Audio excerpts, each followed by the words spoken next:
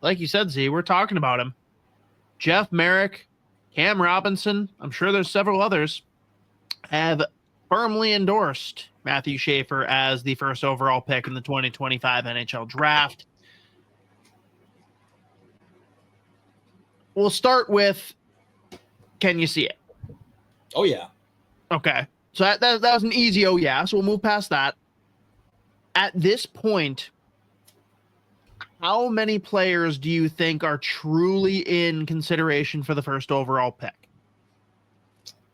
Right now, I'd probably say you've got James Hagens,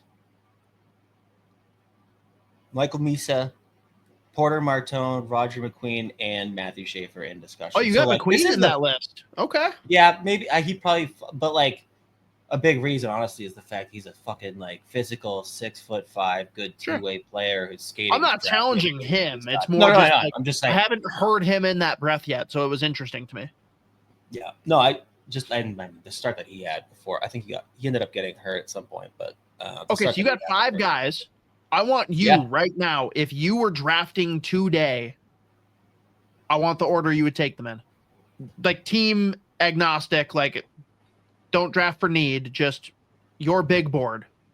Rank the 5.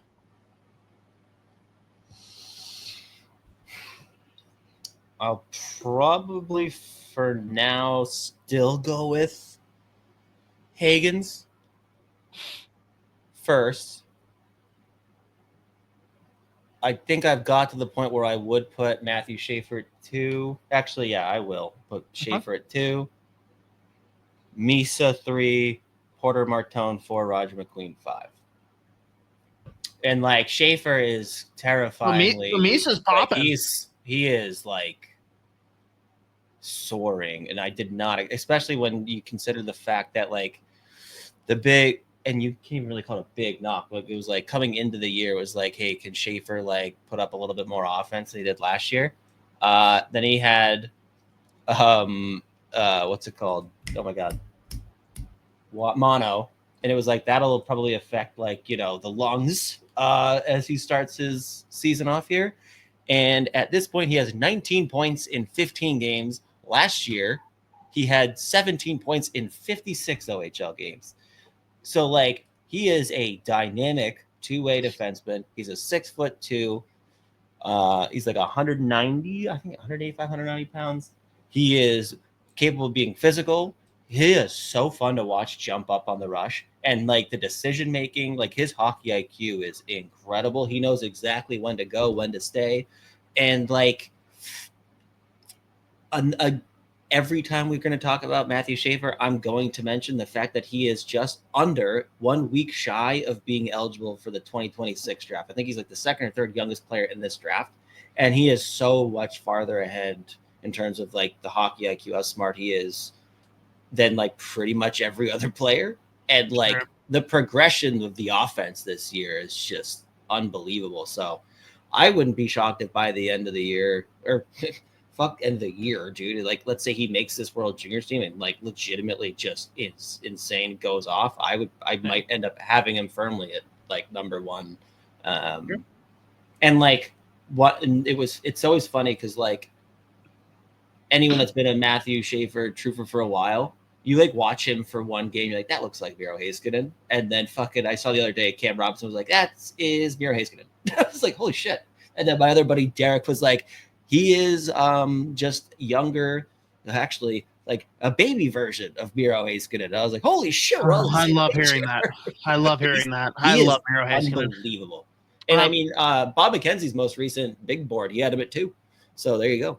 Like it's well shared opinion that he is flirting with first overall. So curious your opinion then, because we know how these drafts go, right? Another 1 or 2 defensemen are for sure to sneak in just because of positional need.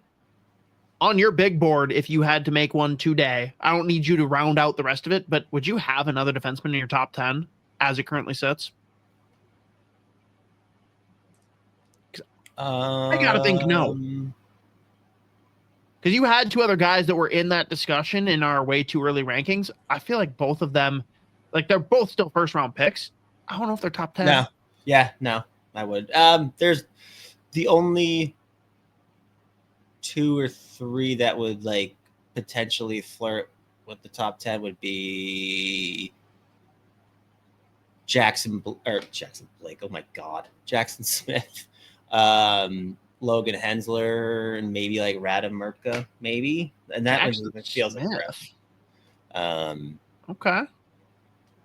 Yeah, no, honestly, I didn't probably know not. Jackson Smith was even on your radar for top 10 because I know the 2 that you talked about a lot in the way too early were Hensler and Trethaway.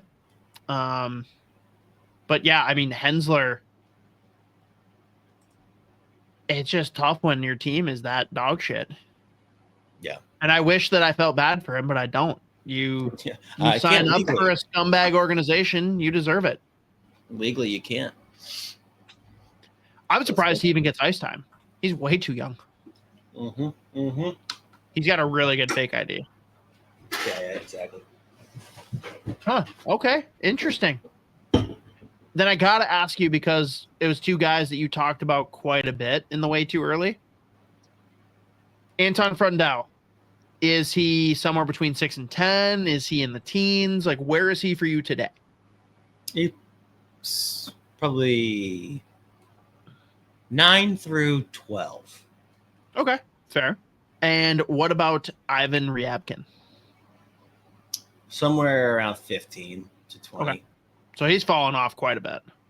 Well, he's just not getting, like, it's the same thing we talked about with, like, all of these fucking Russian guys in the KHL. Right.